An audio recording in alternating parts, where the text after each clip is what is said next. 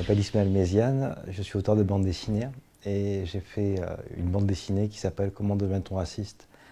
Comprendre la mécanique de la haine pour mieux s'en préserver. Je l'ai fait avec Evelyne Heyer, qui est chercheure anthropologue et qui travaille au Musée de l'Homme de Paris, et Nathalie Reynaud-Paligo, qui est historienne et professeure à l'Université de Dijon. J'avais l'envie presque de, tu sais, un peu comme un médecin, de greffer un appareil critique sur mon lecteur.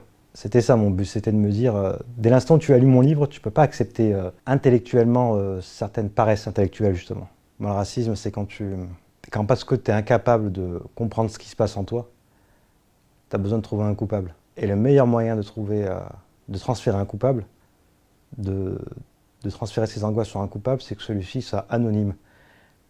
Et le meilleur moyen de trouver un anonyme, c'est de le qualifié à travers un groupe. Il y a une partie plus perso où je parle aussi de ma psychanalyse. Cette BD servait de cheminement en fait, essayer de comprendre vers quoi j'allais, au-delà de l'aspect très théorique, parce que tu vois, ce qu'il y a dans le racisme en fait, c'est un mélange d'objectivité et de subjectivité. Il y a un phénomène objectif, comment il se décrit, comment il se crée, qu'est-ce qui se passe dans une société, et puis il y a un phénomène subjectif. Quel impact ça a sur l'individu? Qu'est-ce que ça crée en lui? Souvent on me dit, alors ça fait quoi quand tu es victime de racisme? Et alors je sais pas si j'ai raison, hein. Là c'est vraiment, tu vois, je te parlais, je réfléchis en même temps. Je sais pas si j'ai été victime de racisme. Je sais pas si c'est moi la victime de racisme en fait. J'ai été victime de préjugés, d'agression, de mépris, de condescendance, de suspicion, d'intention maligne et tout ça. Mais est-ce que c'est moi la victime de racisme? Est-ce que ce qui a pu être très douloureux quand on te suspecte de quelque chose.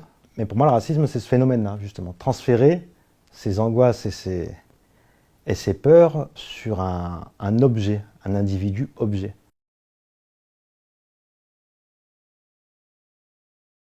C'était quelque chose de, certes, douloureux, et puis il y avait quelque chose que je ne soupçonnais pas, en fait. Pour moi, il y avait ce raisonnement basique de c'est pas parce qu'une personne revendique que tout le monde est inclus dedans. Et je me suis rendu compte que non, ouais. Mais voilà, fallait comprendre la mécanique du racisme pour bien cerner ce qui se passait dans la tête de la personne en face de moi. Il fallait bien que je comprenne que la personne en face de moi, elle avait peut-être, au-delà de ce grave événement, un rapport avec ces problèmes de l'ordre du déni. Et qu'en fait, moi, je servais juste de réceptacle à ces angoisses.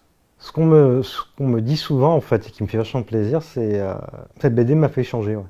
M'a fait changer de point de vue. Et ça m'est beaucoup arrivé, ouais. Ça, on me l'a souvent dit.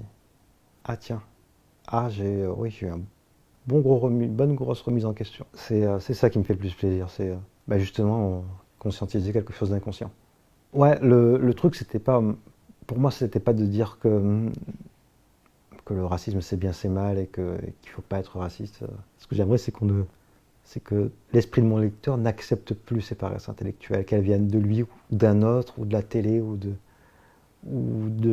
d'Internet. C'est ça. On va peut-être réduire à ça.